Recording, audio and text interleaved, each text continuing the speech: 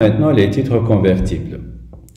Les détenteurs de titres convertibles peuvent les échanger contre un certain nombre d'actions ordinaires, selon leur volonté. Il existe deux types de titres convertibles, les actions privilégiées ou encore les dividendes ou encore les actions à dividendes prioritaires et les obligations convertibles. Les obligations convertibles donnent la possibilité d'échanger l'obligation contre des actions ordinaires à l'intérieur d'une période donnée.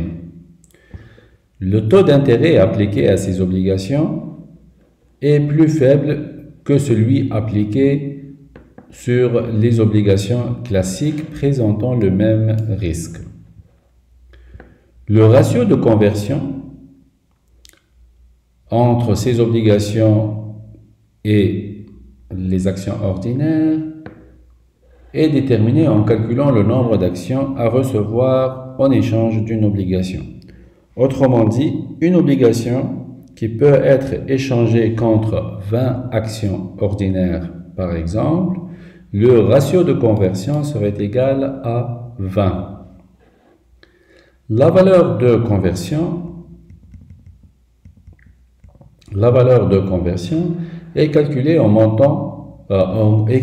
multipliant le ratio de conversion par le prix de marché de l'action ordinaire.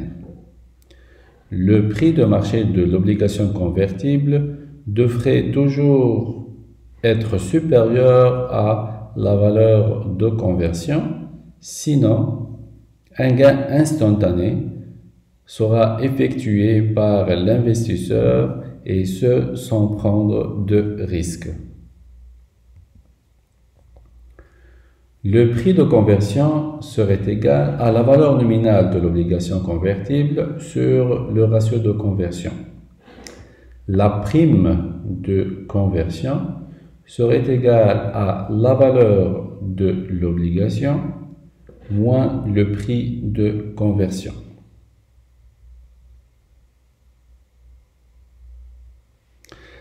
Notons ici que la valeur de l'obligation, c'est le prix de l'obligation sur le marché. Donc ici, on parle du cours boursier si le titre est coté.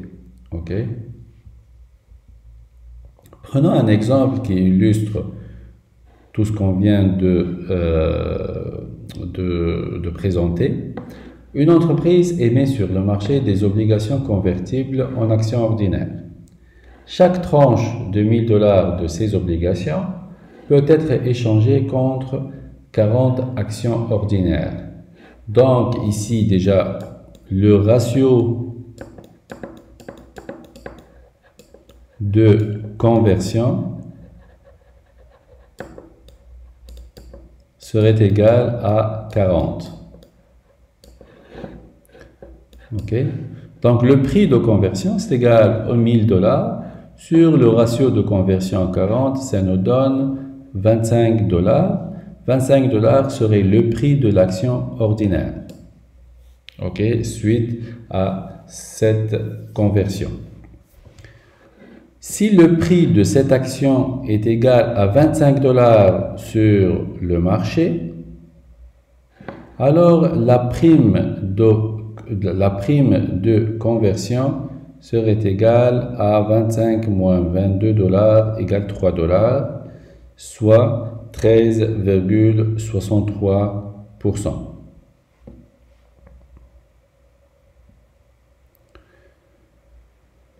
Maintenant, parlons du refinancement. Le refinancement consiste à émettre de nouveaux titres afin de remplacer ou de rembourser des titres en cours. Donc, je répète, le refinancement, il consiste à émettre par l'entreprise de nouveaux titres pour faire quoi? Pour rembourser ou remplacer des titres en cours. Il se produit lorsque les titres en circulation arrivent à échéance et que le refinancement est inévitable. Okay? L'entreprise a besoin de refinancer des titres qui viennent à échéance. Sinon, ça peut se produire quand la société rappelle un titre en cours pour le remplacer par un autre. Donc, elle rappelle un titre en cours, donc elle rachète un titre en cours pour le remplacer par un autre. Les objectifs sont de diminuer les coûts de financement, soit en éliminant des clauses contraignantes dans le contrat de financement, soit en obtenant de meilleurs taux d'intérêt. La valeur actuelle des économies des frais de financement devrait excéder les coûts de refinancement. Sinon, il ne serait pas bénéfique à l'entreprise de procéder à un refinancement. Alors, les points à retenir pour ce chapitre, c'est que, par exemple, la possession d'actions ordinaires permet d'obtenir 3 droits: droit sur la gestion, droit sur les bénéfices et droit sur l'actif net. Je rappelle que le droit sur la gestion est appliqué à travers le droit de vote. La valeur d'une action reflète les anticipations des investisseurs quant au flux monétaire à recevoir ainsi que le niveau de risque de l'entreprise. Ici, quand on parle de la valeur d'une action, on fait référence à la valeur de marché de l'action. Donc, c'est le prix. En achetant une obligation, l'investisseur prête son argent à l'émetteur pendant une période déterminée.